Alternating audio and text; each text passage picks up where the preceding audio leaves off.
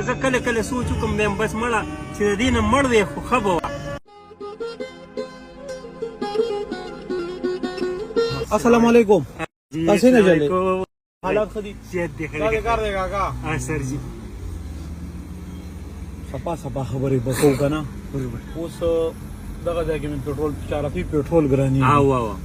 ګاډي ټینکۍ مې فل کړه. ما ته اوس څه پته وه چې کور نه به کال راځي یا کور نه راته کال راځي. او وي مېلمانه راغلي دي او چې والا به خون پی راوړه. ښه جي ښه نو ما درغه چې کمې پیسې وي نو پای خو ما پېټرول واچوله. نو اوس تا ته ودرېدم ما یې داسې لګړې مزدوري به دې م کړي. بلکل نو که دومره کره دې را سره وکړو چې زه به صرف کور ته پی یوسم. بلکل قربان دي تاسو خانجي ما سر رئیستم دغه کړي دي خانجي.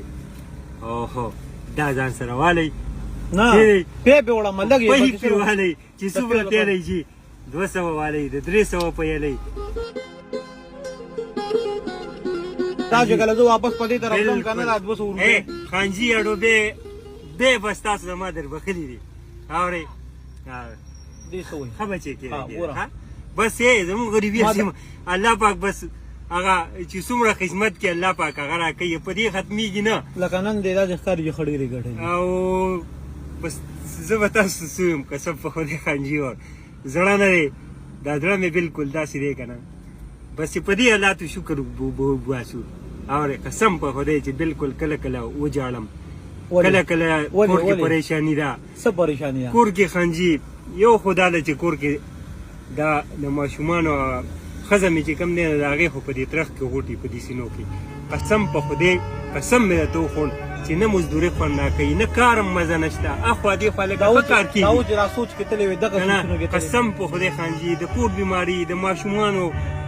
هغه خرچه یوازې یو کس که نه نو دا لکه زه کله کله سوچ وکم بیم بس مړه چې د دې نه مړ وی خو ښه به وه خو بیا هم هغه ماشومانو ته چې وګورم یم خدایه پاکه دا به بې سرې پاتې کېږي.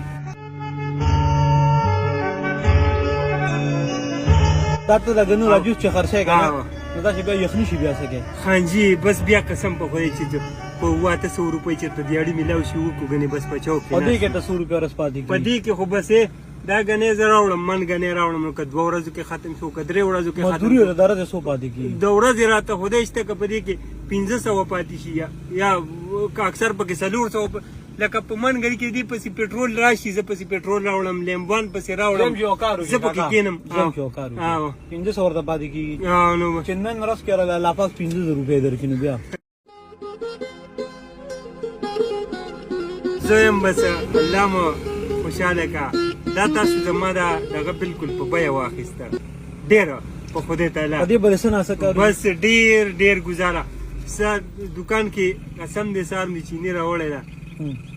وړي مې راوړي په قرض مې زه الله مهربانه دی چې سهار لاړ شم او وې مې زه د خدای مهربانه دی څه به وکړو چې څه مې وکړم مې هغه دوکاندار مې بې تاله درکړ دا منې نو بس زندگی دا چې ته پای کې ورکې ما خو مطلب دا دی چې ته نن کور ته ځې چې کور کې سره چې کم از کم په جیب کې سره دومره مزدوري چې په خوشحالۍ کور ته لاړې نن مې ښه مزدوري کړې نو دقه دې خانجي دا 15,000 روپۍ دې مزدوري شوه الله پاک دې ډېر تېره درکړي الله هم چرې مه بدرنګوه الله دا 15,000 روپۍ دې مزدوري شوه ډېر 15,000 روپۍ دې ډېر شی د سودا شوې ډېر شی دي خانجي ډېر شی دي زما لپاره او کم زما خور د ستا په کور کې چې دی د ما د وړو مور دوی بیماره ده هغې ته به وې بلکل یو ورور دې راغلی و که نه نو د هغه ورور دې دومره وس نه کېدو خو دی وي چې زما د طرفه به دعا به کوو دا 2,000 روپۍ د ما کور ته ورسوي جزاک الله صحیح ده خانجي تاسو خو ډېر ما سره ډېره زیاته دغه وکړه د دې قابل خو زه نه دا ګوره زه تا نه پېژنم او ته ما نه پېژنې دا تا سره څه وکړه لاړم نه او پیل چې کوم دي ما خبره را هغه مېلمانه نه دي چې راځي ځان سره دې پې خپل روړي او که نه روړي نو به دا ای کار دی دا والا